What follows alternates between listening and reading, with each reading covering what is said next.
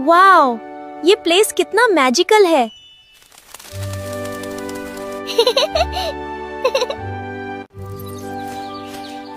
Milo, मुझे पानी चाहिए। डोंट वरी, मैं अभी पानी लाता हूँ।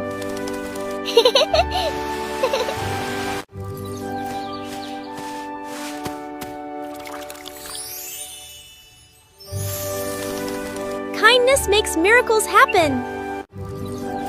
माइलो, तुमने फॉरेस्ट को बचाया। थैंक यू, मैं इसे हमेशा संभल कर रखूंगा।